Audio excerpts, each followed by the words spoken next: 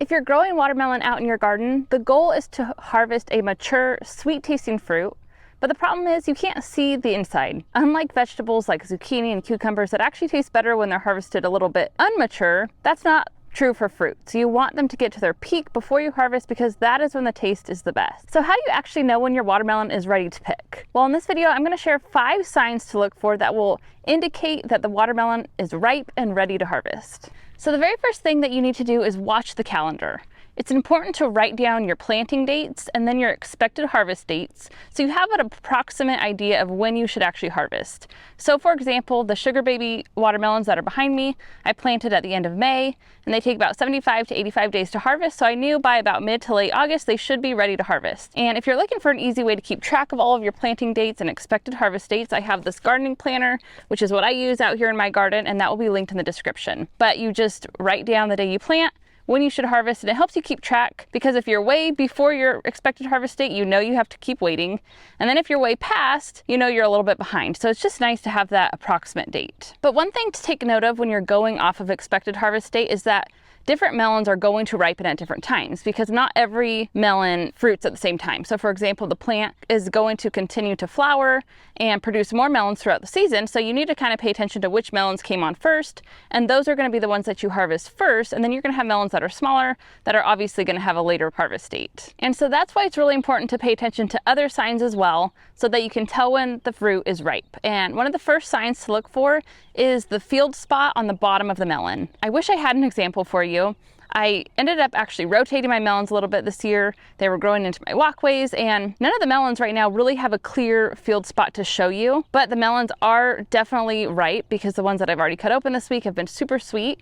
But essentially the field spot is the spot where the melon is sitting on the ground, and it should be a creamy, almost butter-like yellow. If it's small and white, it means that it needs to ripen up a little bit more. But if that spot is larger and more of a creamy yellow color, then supposedly it's approaching maturity or it's already mature and it's ready to pick. The third distinction of a ripe watermelon is that the outside rind should have more of a dull appearance, not a really shiny looking rind. The shinier it is, that means it is less mature and needs to ripen further. And if it's more dull looking, that is a sign that it's ripe. And then the fourth distinction of a ripe watermelon is looking at the tendril that's closest to the melon. So as you work your way up the vine and find that tendril that's closest to the melon, it should be brown and dying. It should not be green. If it's brown and dying or already dead, then that is a sign that the watermelon is ripe and ready to pick. However, if it's green, you need to leave that watermelon on the vine longer. And then the fifth sign of a ripe watermelon is the thump test. This one is not my favorite.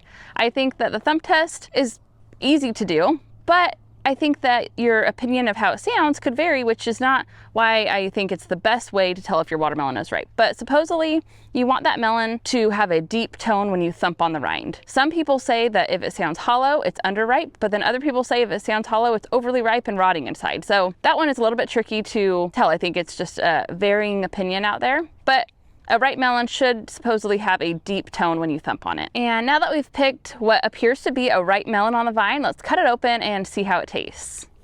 All right, so it's cutting through the vine super easy, which is a good sign that it's ripe.